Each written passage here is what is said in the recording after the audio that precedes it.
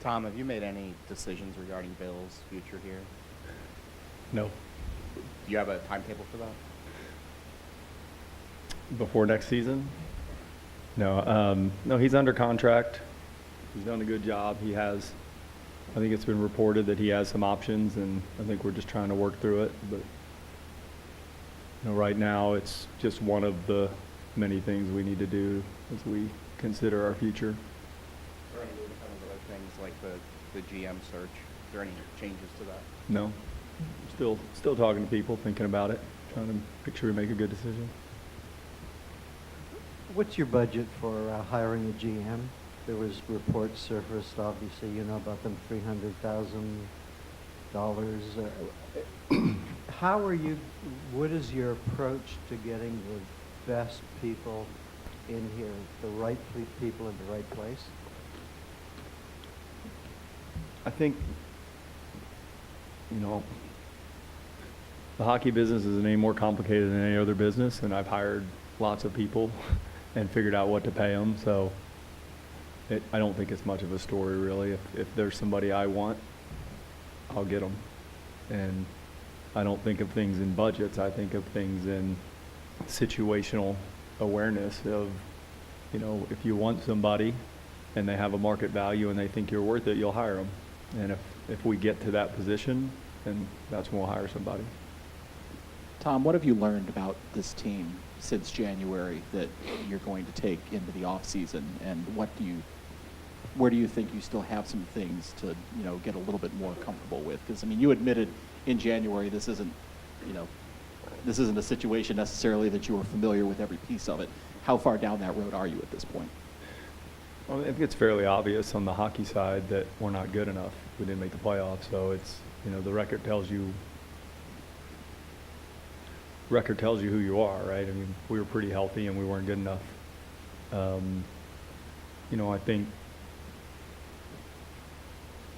think you all write about it and people know we're probably not hard enough to play against. We probably don't score enough. And there's something missing in terms of our engagement. And I think I've met with most of the players the last couple of days and they agree, right? They know there's something missing. And everybody that loses is missing something. So it's easy to figure out that it's a combination of many things, but I think for us, it's probably more about, and I think Bill talks about it, we're probably not engaged in the battle throughout the lineup to the level that the better teams are. I think the difference in talent isn't very much between most teams in the NHL. There may be one or two that have a talent advantage, but for the most part, you see teams that make the playoffs one year and miss the next year, and their talent didn't materially change. Something changed in their attitude or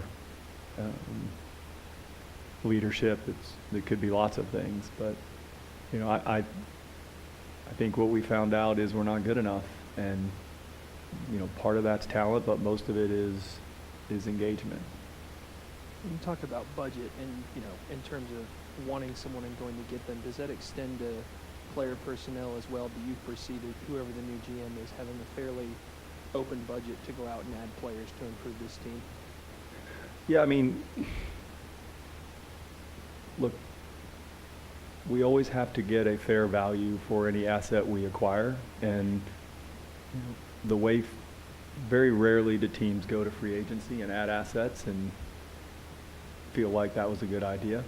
So I think we've done a lot of things. The organization has a lot of assets. It's more about getting the most out of those assets and moving those assets around.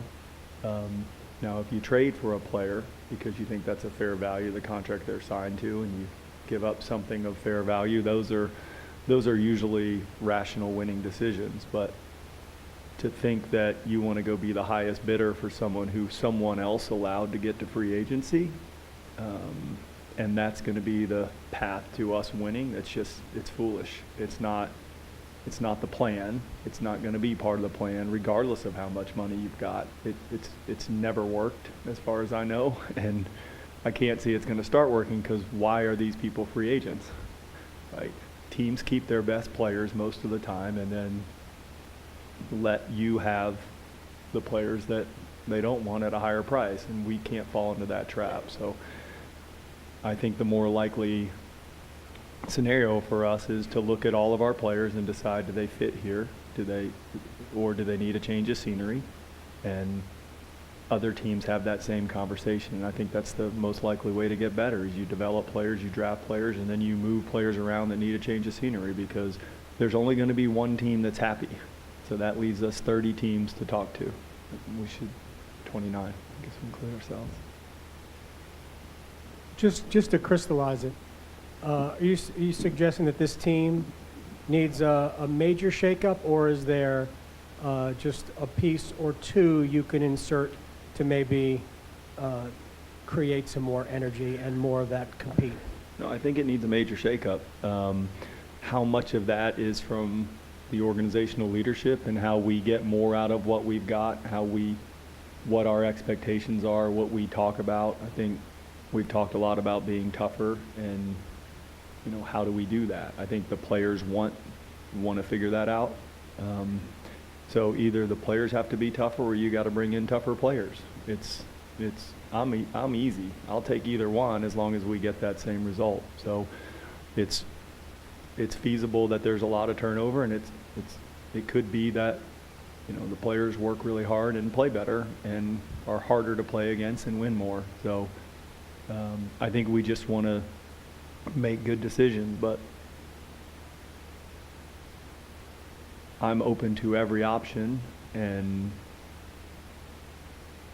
anything that can make us better, that we believe will make us better, we'd be willing to talk about. Well, there's nothing that I think is so good that we shouldn't be open-minded.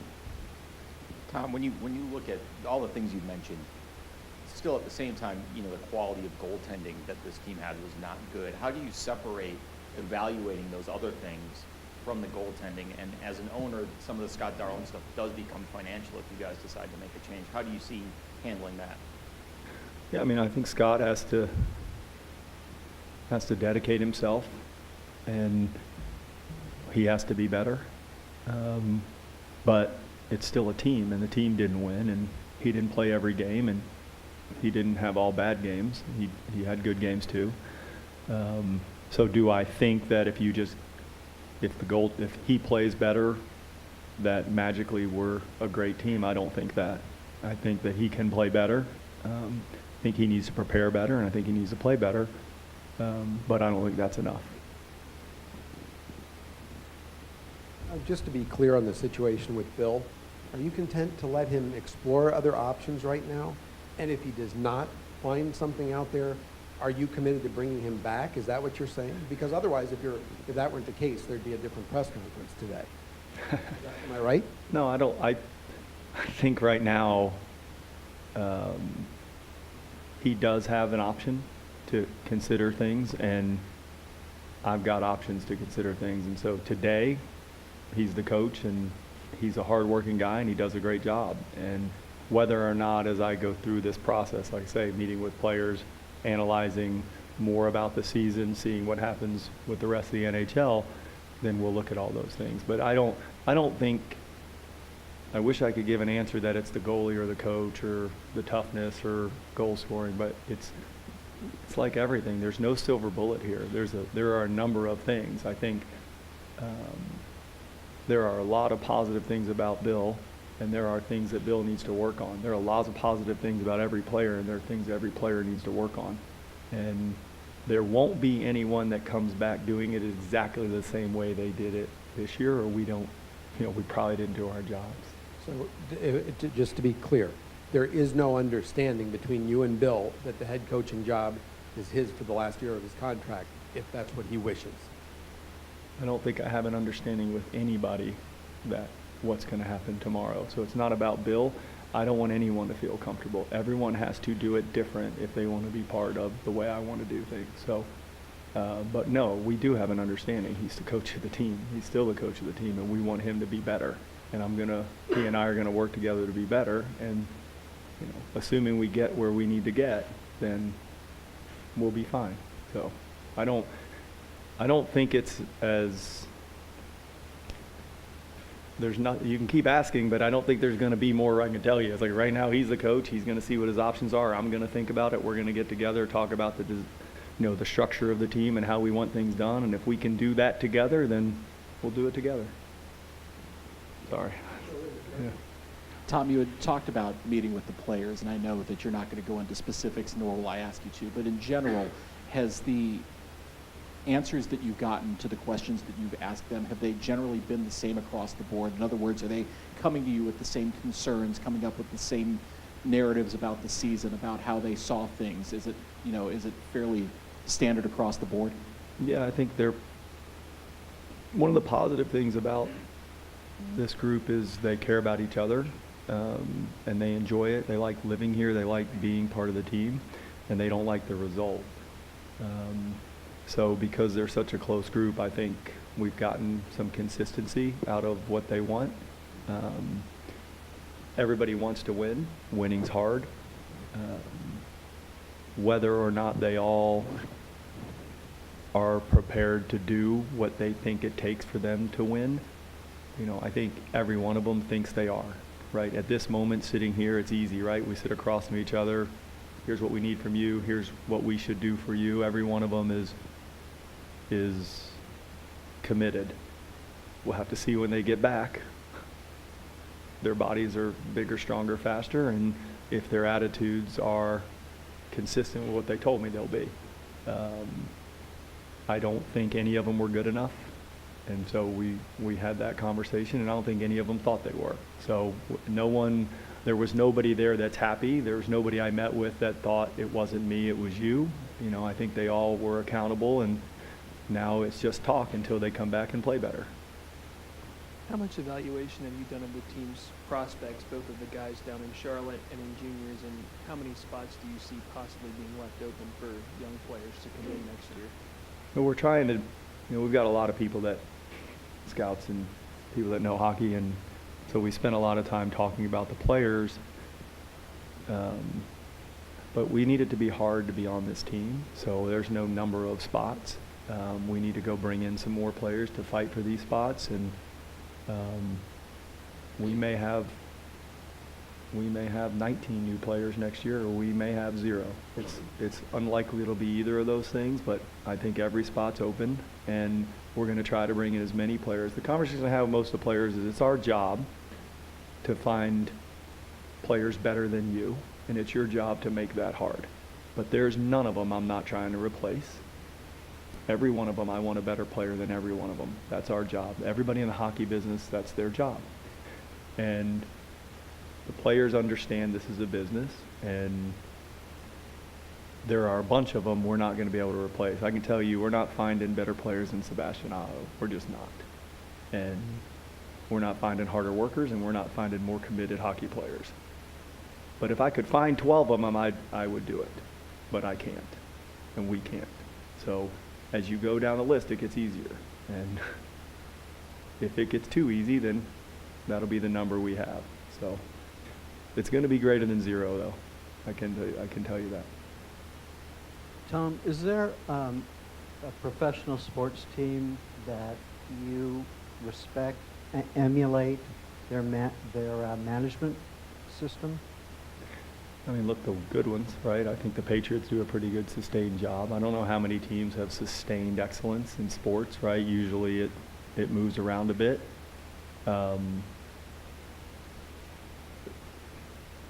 I don't think it's just about sports. I think it's just about judgment in life. You want to get the most out of all your assets, and then you want to try to get the best assets you can get. And right now we have a lot of good assets. We didn't get enough out of those assets. And I'm not close enough to any other sports team to know how they do it. So it's hard for me to know. I just know one of them wins a lot. But it seems to me that the ones that excel, they're just bright, they're brilliant, they're smart.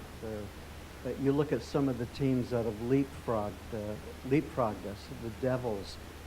What do they have that say we don't, that you want to put into place? And Yeah, it's reasonable. we've in terms of upper management, I think, in any business, it all starts from the top down. We got you in place, but next it's got to flow down. Yeah, look, the Devils have done a great job, but I don't think they're doing it too much differently than what we're trying to do. I don't think there's a secret. I think once again, it's like most businesses and most places where you want to be successful, right? You have committed people, you put in a good structure, you have a good team, you make good decisions. There are a lot of people that know hockey. That is not something hard to find. There are a lot of really smart, good people. We have a lot of them, and we can find more of them. How we take those people and take what they know and what they're good at and turn it into the best team. And, it's everything from the strength coaches to the analytics to the leadership. I mean, all the pieces matter, and we have a lot of really good pieces. And I don't think that the teams that missed the playoff last year and made it this year all of a sudden got way smarter and changed out their whole management team. And the teams that were good last year and didn't make it this year, they didn't just get dumb. So I don't believe we need any one particular thing. And I think I've said it a few times. We just have to be better everywhere. And we have to be, if that means we need a better person somewhere, we'll get a better person. If it's in management, if it's in the locker room, if it's a coach, if it's a player, we'll do it. I mean, we're just, wherever we think we can get better, we're going to try to get better. Tom, you made some efforts to draw more people into the stands, obviously. There's some backlash to that from season ticket holders. Were you satisfied with the people that came, the attendance that since you took over? And to that extent, what kind of balance do you need to strike between we need walk-ups to we need season ticket holders? Yeah, I was satisfied. We tried. A lot of people, I thought the organization did a good job trying to get more people in here. And unfortunately, we had a lot of people here and we lost. So it wasn't as much fun as if we had won. So I don't regret, trying to get more people engaged in the team. And if we had won, I think I'd have been a lot happier with it. And since we lost, it didn't have the desired effect. I don't know what the balance is. We want as many people to come watch the games as possible. It makes it more fun in here. It's better for the players. It's better for the community. It's better for the team.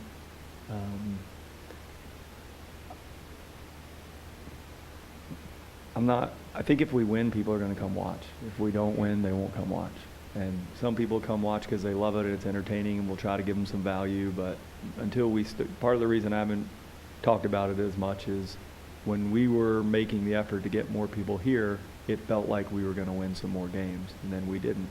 And so now we got to focus on winning more games, and if we start winning more games, it'll be easier to tell people to come watch. But right now, I'm not sure what we're selling yet. So we got to get through this summer and see how good we think we can be. On the side of that, was it frustrating for you to see other jerseys, the number of other jerseys? No, not at all. I just want them to come. I grew up in the East Coast and ended up in Dallas, and I hated the Cowboys, and I liked the Philadelphia Eagles. And the Philadelphia Eagles just won the Super Bowl, and I didn't care because over time I became a fan of the team that I was around. And so if they come, unless they're on the one team that's going to be great forever, when their team starts losing and they live here and you guys cover us and we start winning and we have players engaged in the community, people will become fans of our team. So I'm glad they're here. I don't care who they root for. There's plenty of these fans they say, I root for you, except for when this team comes. I don't know why I'd be upset about that. So I got a lot of other things to worry about than who someone roots for. Tom, you still have a couple months before the draft and free agency, but there are some contract things and things like that need to be taken care of between now and then. Who's going to handle that, and how will that be done without a GM in place? I mean, Don Waddell's interim GM right now anyway, so he's done it for a long time. I don't think we're missing any pieces. It's we got Ricky Olczyk, who's the assistant GM that handles contracts. But if we're talking about what to do with the money, the coaches get a say. Hey, how good is this player? The scouts get a say. Where other players can we get a better player for less money? So I don't think there's anything too unexpected in how we would go about signing and scouting players. You've been innovative in most of your success to date in other fields. It feels like you might somehow be innovative in the hockey world. Are you committed, for example, to hiring a general manager? I know you've been quoted as saying, we've got people here that can do this. We don't necessarily need, I mean, what other, that would be innovative not to have a general manager. Are there other We do things? have, yeah. No, I think on the general manager thing, I'm not trying to be innovative at all. I just, when I find the person that I think can help us, regardless of the title, including that job, then we'll take care of it. I don't think hockey's about innovation. I think it's much more about putting all those pieces together and doing everything really, really well. I think we can do a better job of identifying players and figuring out where under and overvalued assets exist. But I think we do a pretty good job at it. We just need to do it better. And so there's a number of areas that I think we can do a better job. But we're not trying to invent anything here, right? It's fairly obvious. You want to be tough, you want to be fast, you want to be young, you want to motivate these people. I mean, it's not that hard. And like I say, the fact that a team goes from first to last and last to first every year kind of tells you, like, that doesn't happen many places in the world, right? Like, people that suck, and people that are good, except in hockey where they go from good to bad really, really quick. And we got to do it too. Given the timing of when you reassigned Ron to his new position, and then what happened after that with names getting out, names pulling out, it kind of turned into a three-ring circus a little bit there for a while before you shut it down and said, okay, we're going to reevaluate. Where are you at on that timetable right now with regards to where you were when you made the call to reassign Ron and look for someone else to fill that spot? Like I say, I've talked to a lot of people, and I have a lot more information now, but I don't have clarity about what I think is the right long-term decision. Did you have that clarity, or was that something that you felt like you had at the time you made the move, that you came to realize that, maybe that was, I'm not saying, it was the wrong move, but was it something that maybe you didn't realize at the time that you found out through the process of interviewing people and talking to other people? No. I mean, everything I did was the wrong move because we didn't win, right? So whatever I did was wrong because we didn't win. I'm not sure how correlated GM searches are to winning in the short term. But no, I don't think I put a lot of weight in the timing of things as much as, just making sure we make the right decisions.